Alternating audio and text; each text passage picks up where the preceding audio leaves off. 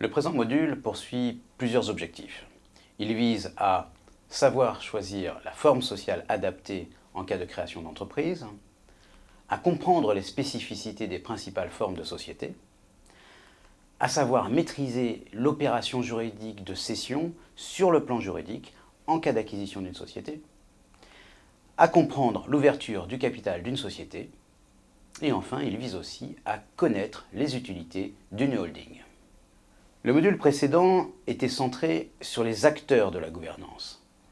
L'objet du présent module est davantage d'aborder la gouvernance sous l'angle des structures.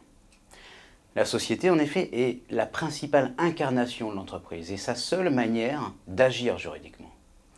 La gouvernance est donc plus ou moins contrainte ou facilitée selon la forme sociale de l'entreprise concernée.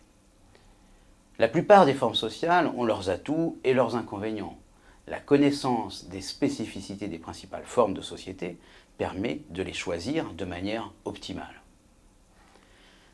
La question de la gouvernance se pose d'abord au moment de la création d'une société.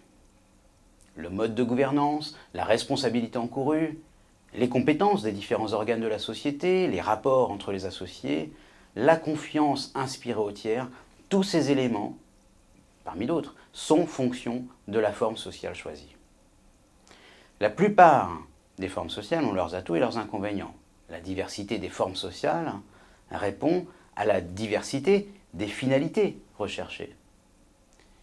Le droit doit offrir aux acteurs économiques les moyens juridiques requis pour leurs activités. Mais inversement, ces mêmes acteurs doivent être capables de faire un choix avisé. Et on verra ainsi qu'il existe un certain nombre de critères qui permettent de choisir la forme sociale la plus adaptée en fonction des situations. Pour être pertinent, ce choix suppose aussi de connaître dans les grandes lignes les avantages et les inconvénients de chaque forme sociale.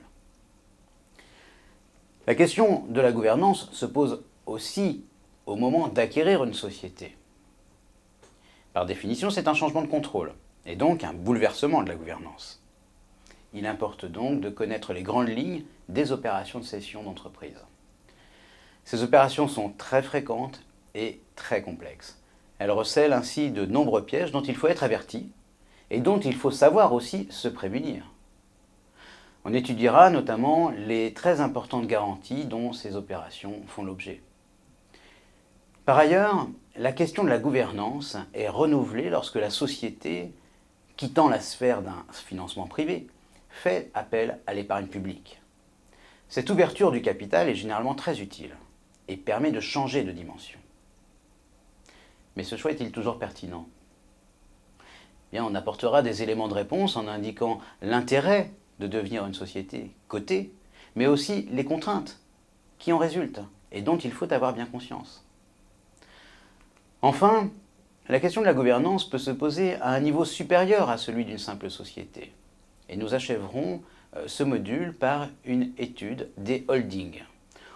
On verra ainsi pourquoi la holding s'est imposée dans quasiment toutes les opérations d'acquisition de sociétés, mais également comme instrument de gestion d'un groupe de sociétés. L'objectif au terme de ce module est de vous permettre d'avoir une meilleure connaissance des règles essentielles applicables aux sociétés et donc par là même d'avoir une meilleure connaissance de l'environnement juridique de la gouvernance des sociétés.